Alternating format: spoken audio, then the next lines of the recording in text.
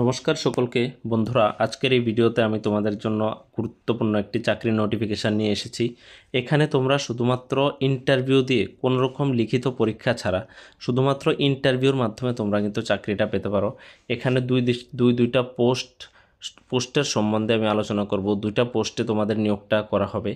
আর এই job নোটিফিকেশানটা out হয়েছে government of Tripura animal resources development department থেকে।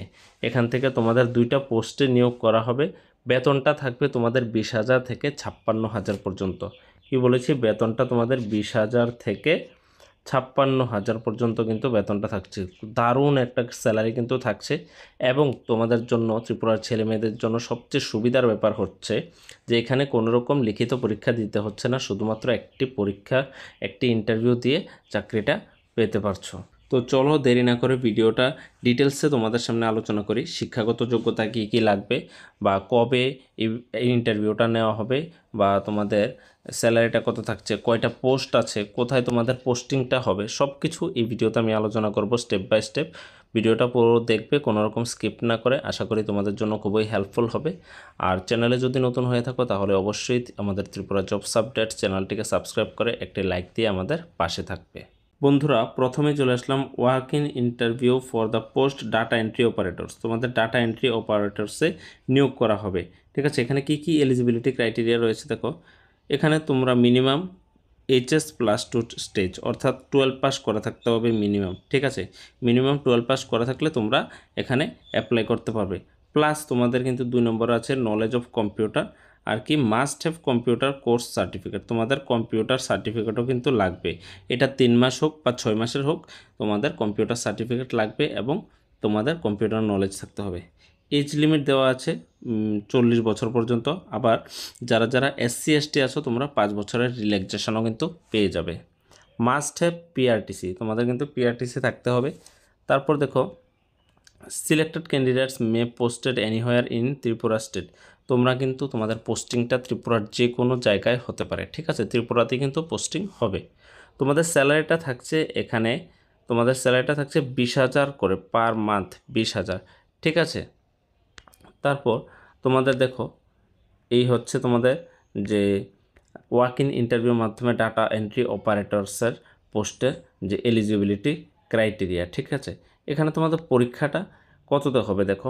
মার্কস ডিস্ট্রিবিউশন, টোটাল মার্ক হবে 100 নাম্বার। টোটাল 100-র মধ্যে পরীক্ষা হবে। তার মধ্যে একাডেমিক্স 85, অর্থাৎ তোমাদের মার্কশিট দেখে ওইখান থেকে 85 মার্কস তোমাদের নেওয়া হবে। ইন্টারভিউর মাধ্যমে 15 মার্ক কিন্তু তোমাদের নেওয়া হবে। ঠিক আছে, তারপর চলো দেখে নিচ্ছি 2 নম্বর পোস্টে কী আছে। 2 নম্বর post work in interview for the post of veterinary officers. Veterinary অফিসার্সে তোমাদের নিয়োগ করা হবে। এখানে এলিজিবিলিটি ক্রাইটেরিয়া কী লাগবে দেখো। এখানে তোমাদের 1 নম্বরে minimum educational qualification should be BVSC এবং AH ডিগ্রি কিন্তু তোমাদের এখানে লাগবে। যাদের এই ডিগ্রিগুলো করা আছে তারা অবশ্যই বুঝবে। এজ লিমিট 40 বছর।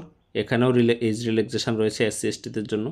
তারপরে তোমরা registered with the Tripura veterinary council, তো ত্রিপুরা ভেটেরিনারি কাউন্সিলের সাথে রেজিস্টার থাকতে হবে। মাস্ট হ্যাভ PRTC লাগবে। ঠিক আছে, তোমাদের ত্রিপুরার যে কোনো জায়গায় পোস্টিং হতে পারে। তোমাদের বেতনটা থাকছে এখানে 56,000 পার মান্থ। হিউজ একটা স্যালারি থাকছে এখানে যারা যারা ফর্ম ফিল আপ করবে। ঠিক আছে, তারপর দেখে নাও তোমাদের ইন্টারভিউ টাইম অ্যান্ড ডেট, কবে ইন্টারভিউটা নেওয়া হবে এবং টাইম কয়টায়।